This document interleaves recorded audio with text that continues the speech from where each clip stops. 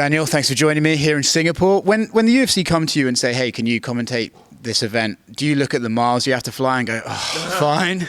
Not really, man. It's always fun to go to different places, you know, so getting to come out to Singapore is, it was long though. Yes. Let me tell you something, that was a grueling one, because I was kind of documenting it for my YouTube channel, just trying to show like what we do to travel, like just from step to step, right? From the nice seats and everything. And I was doing that, but I'm like, by the middle of it, I'm like, God, I'm so fucking tired. I like hated it because I couldn't sleep after the first like 6 hours of the flight. It was a long one. 17 hours is a lot. It's not bad flying from this direction though, right? I don't get the jet lag as bad as if you're going to Europe or something. Yeah, no, I mean, I guess not. When we go to places like when I'd go to Russia for wrestling and England and all those places, that gets tough. Australia is like the worst. But yeah, Abu Dhabi's tough too. But this is not so bad. I slept pretty good when I got here last night. This main event, I feel like it's a contrast in multiple ways, right? But the one that strikes out to me the most is, for Glover, it's like he's won the title, so everything that comes after that is almost a bonus, right? He got his dream, it's all good. Yuri, on the other hand, is ahead of that. He's trying to get that title. So what do you think from the attitudes you can expect on Saturday? How hard is it for Glover to be as motivated as Yuri, Hungry Wolf, Old Lion, that sort of thing? I just actually spoke to both of them. And just sitting down talking to these guys, they're both so ready to go. Like Glover said, many people have asked him about now being the hunted. He goes, no, I'm still the hunter.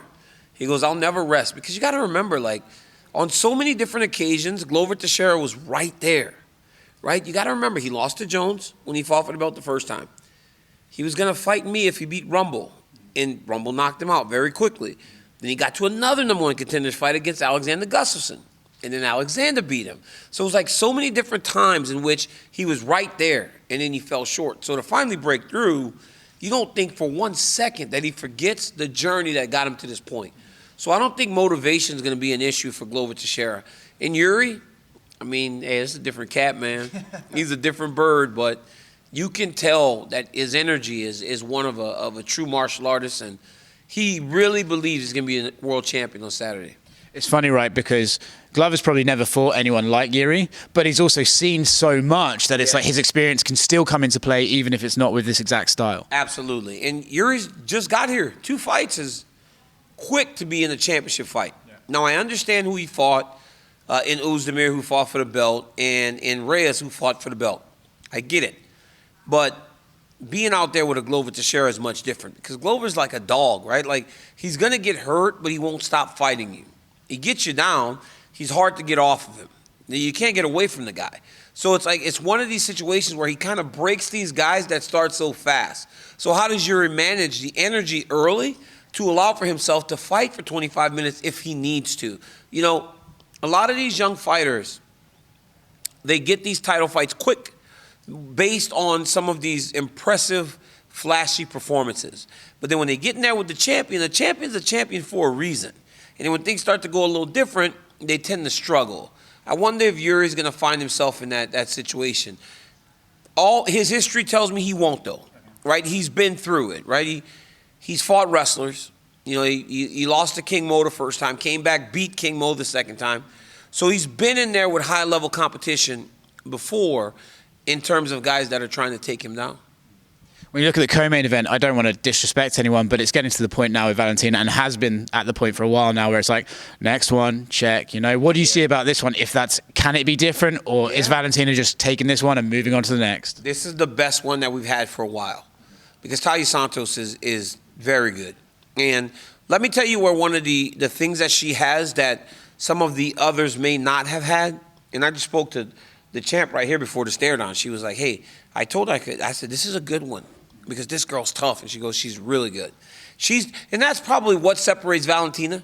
She takes everybody as if they're the ultimate threat, right? So you can never surprise her, because she always puts you at the very top of the danger list. But Santos' size, right? Yeah. She looks like, if need be, she could fight at 135. And if you remember, the reason she struggled with Amanda in the times that she lost the fights was the size. Amanda was so big. She couldn't really get to her as effectively as she has gotten to some of the other fighters that she has fought. So I believe that Santos' size and also her complete skill set is going to present some problems. To what degree those problems are present, I don't know. But I do believe that this one will look different and will be last a little longer than the ones that we have seen here recently, with Santos being a real live underdog.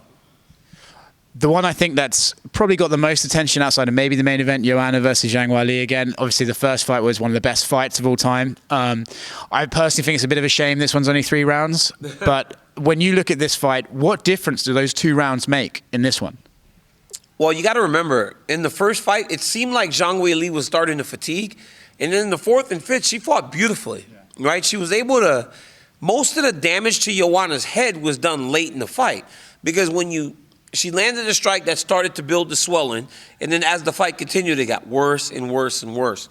So one of the things that Joanna does very, very well is maintain range and distance.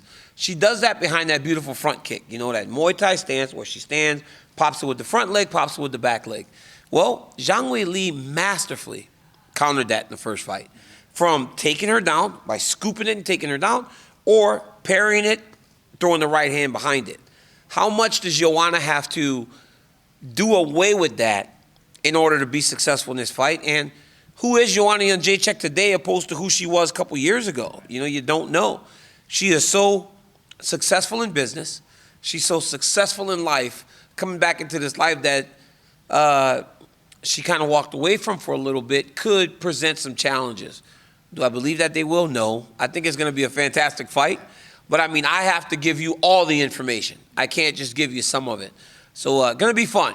But let's temper the expectations a little bit, right? Very rarely does a sequel live up to the original.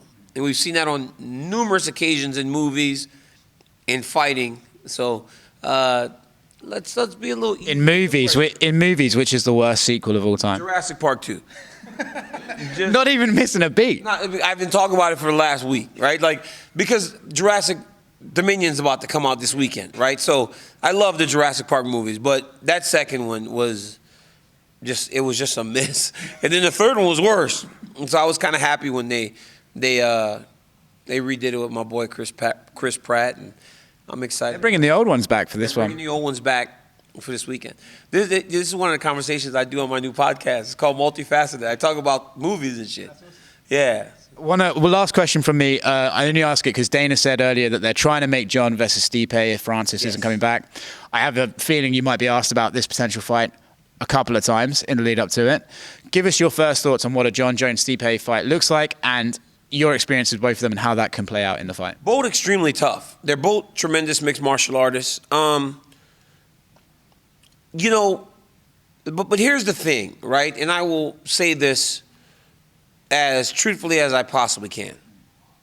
When I lost to Jon Jones, I did everything in the rematch and in the first fight, and I lost, right? I did everything possible in that rematch to win, and the dude still got me, you know? And if we didn't have all the shit tied to the match, he could have walked away with possibly the greatest victory of his career because I gave my absolute best in training, in preparation. I was as sure about myself going into that fight as I've ever been. Stipe Miocic, very, very good.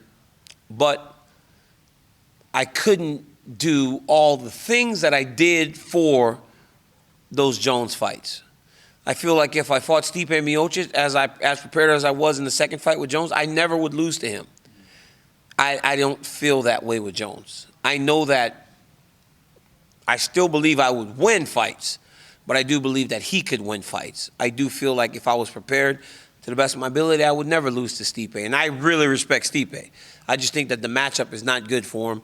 Great fight. I'm excited about it, but I don't know if...